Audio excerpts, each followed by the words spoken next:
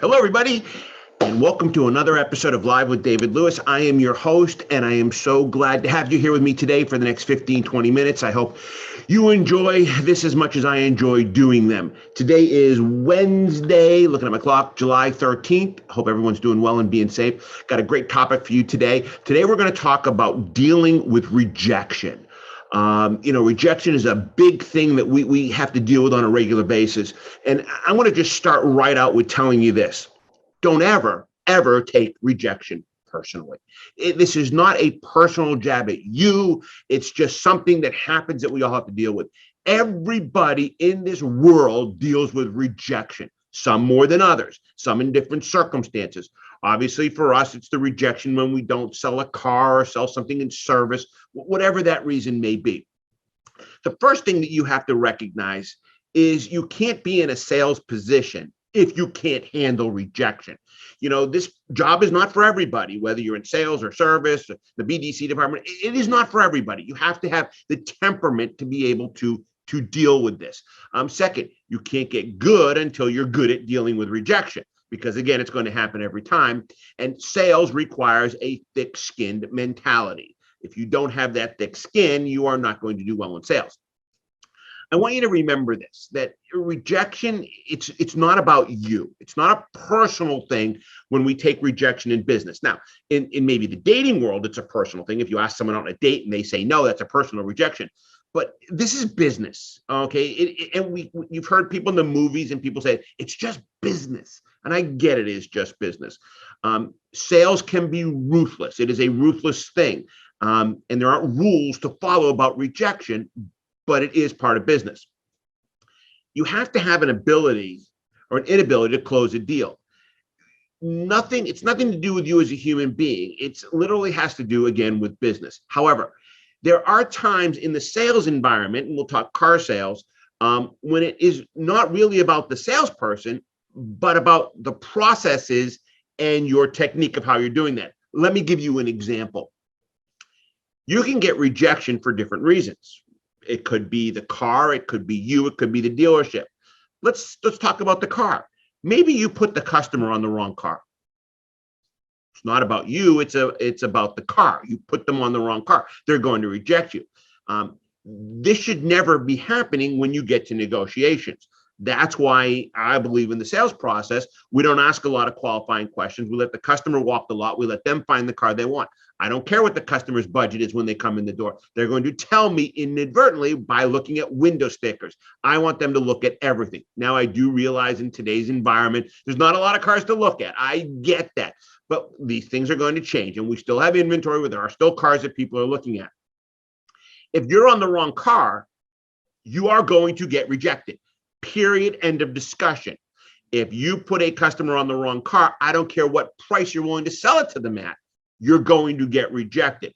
I know, again, today we're selling everything pretty much for list and ask price. But there was a day when we would drop our price.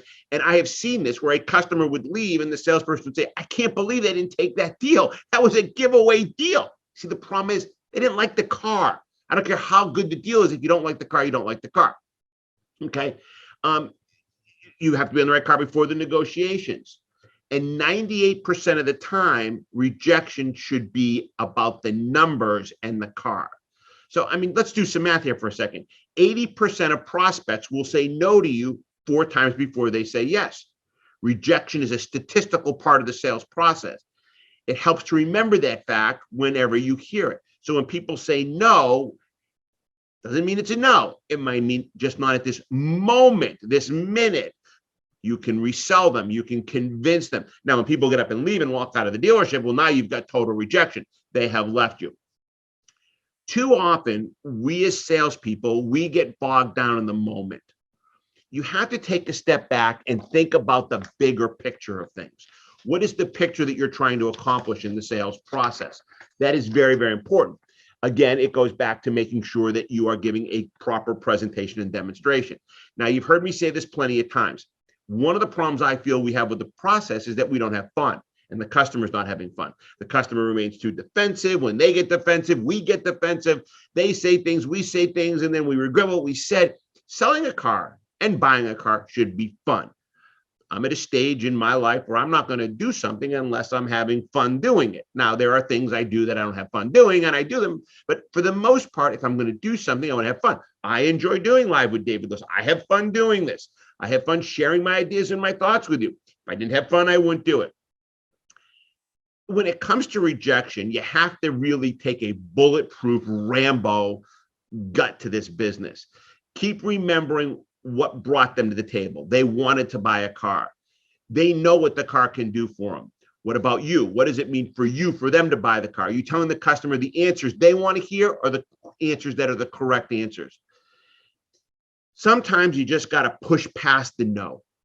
That's why it's so important to be good at overcoming objections. You know, I preach this all the time. There's only 3 objections you're going to get. You're going to get a price or payment objection. Payment or price is too high.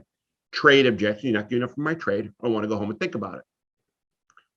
How can you not be an expert at those 3 objections? I mean, just think about it. If you practice and studied and role played those 3 objections every day for 10 minutes, for 2 weeks, for 4 weeks, 6 weeks, 8 weeks, 10 weeks, how good would you be? You'd be phenomenal.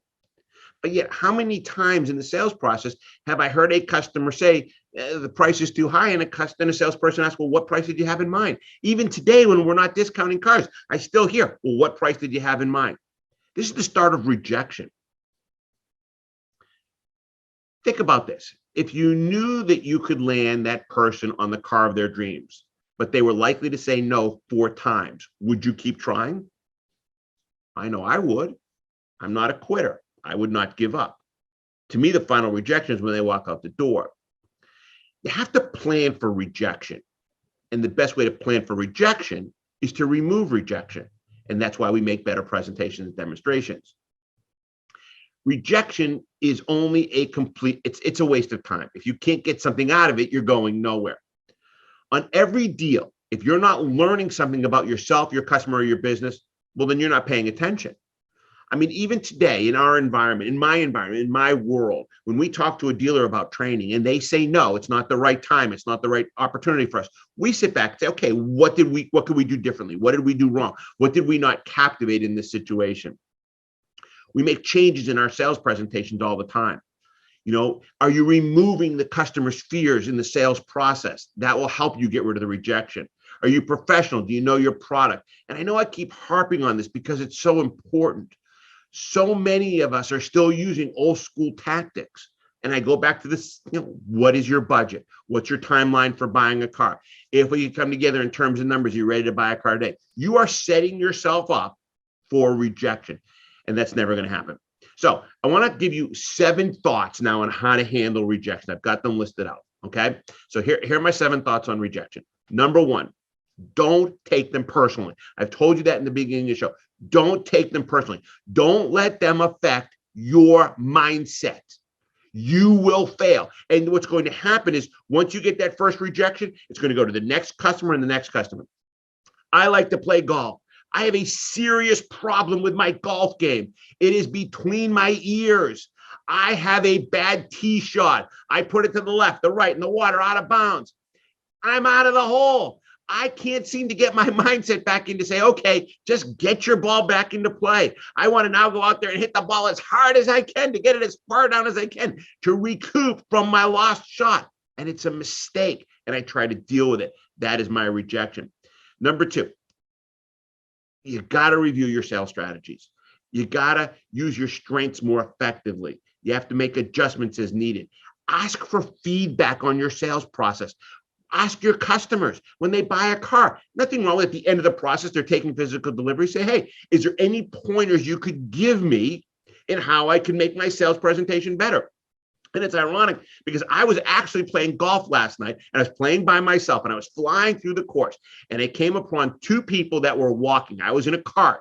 And these were 2 young kids, and I see them on the driving range all the time. They actually play for the local college. And they said, hey, do you want to play through? Well, we'll let you play through. I said, great. There's only one condition. Each one of you have to give me one critique of my swing. They were shocked. And I went up on the thing and I had a pretty good drive. And I said, okay, I want each give me one critique. And one of the guys said, well, you know what? You're keeping your shoulders open on your backswing. I said, oh, you're right. I never thought about that. I always want to get better, and that's going to help me with my rejection. Okay. You always got to be looking for new opportunities to make yourself better at what you do. Hold on, my papers are sticking together. Okay. Number 3, you got to improve your mindset. This goes back to number 1. You have to have a mindset of growth. You have to have a mindset that you're going to succeed. Okay. If you start out negative, and we're all like this. I'll go back to my golf game. If I'm frustrated and I go up to that, I'll give you a great example. I know I interrupt my own self. If I go up to a hole and there's water to the left and I say, wow, I've had a great day. I haven't water all day. Guess where that ball's going? In the water. It's the mindset. Number 4, you got to focus on the next opportunity. Once you get rejection, put it away and focus on your next opportunity. Get excited about your next opportunity, okay? Because there's always going to be more opportunities. Number 5, you have to practice your listening skills and responses. You have to hear what your customers are saying to you. That will minimize the amount of rejection. We as salespeople have a tendency to talk too much. We think we can talk ourselves into the deal. We think we're smarter than everybody else. We think we have that gift of gab. It's great to have, but you're better off being a good listener. Number 6, another good thing is you got to observe other professionals, other sales professionals, analyze their strategies of what they do, copy what they do, research methods of what they do. If you're struggling with something, go to YouTube, Google search it. How do I overcome? I want to go home and think about it. How do I make a better demo ride?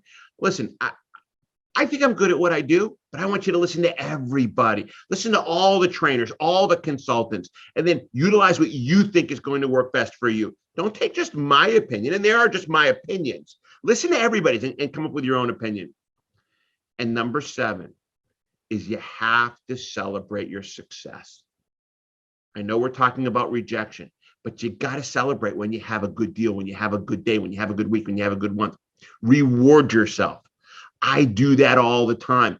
If I have to go for a medical procedure that I don't want to do, the dentist, perfect example. Oh, I hate going to the dentist. Oh, with a passion, I hate going to the dentist. But you know what I do for lunch? I get myself some junk food, something I never would normally eat that I love. It's my reward for going to the dentist. Reward yourself when things go well and things go great. So let me wrap up, and I got a bunch of questions coming in, and I'll take those. Let me just open up your questions here. It's up here. Rejection is up here. Accept it and move on. There's no magic wand. Okay, John wants to know, is there something that you use to deal with rejection? John, I'm very lucky. I'm the kind of person that when I get mad, I get disgusted, I can walk outside, look up in the sky, clear my head, and walk back in. Now, I have a little technique that I use. It's called no, no, no. And this happens all the time. So if something is going wrong for me, or I'm getting bad thoughts, or I'm getting depressed, or I say to myself, I go, no, no, no. And I change the topic in my mind. No, no, no. And I go on to something else. As soon as those negative things start happening, oh, no, no, no. And I get on to something else. So that might help you a little bit. Lori wants to know, is there a particular book you can recommend that deals with rejection? Actually, Lori, there is a book by John Maxwell. I believe it's called Developing the Leader Within You, or something to that effect. That is a great book, and it has a lot to do with rejection. And it's a great book for, it's a building skill set. All right. This guy says his name is the man, Brad.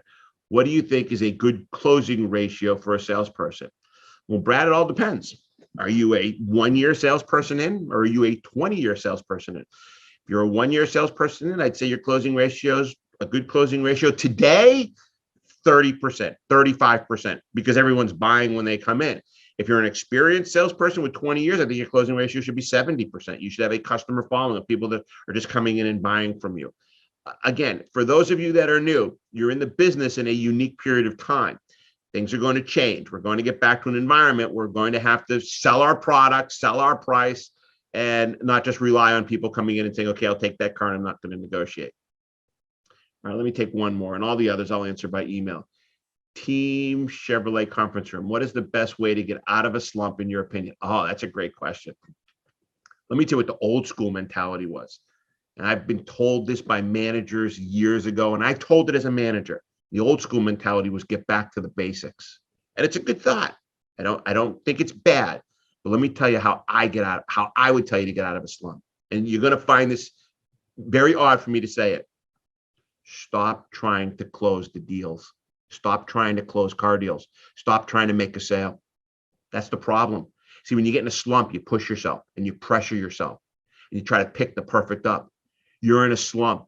Two people come in, a guy in a pickup truck and a family in a minivan. Who do you pick? Doesn't matter. You're going to pick the wrong one because you're in a slump and you're trying to push it. You're going to take it up and you're going to start asking qualifying questions that you should never ask that make people more defensive. What's your timeline for buying a car? And when the answer comes out in the next 2 to 4 weeks, your mindset's going to go in a bad direction. Now you're going to make a lousy presentation and demonstration. If you're in a slump, stop trying to close deals. Just go out there and have fun. Make the best presentations you can. Just enjoy yourself. Do everything right. And you know what's going to happen? Before you know it, a couple of days, you can say, oh my gosh, I just sold 2-3 cars.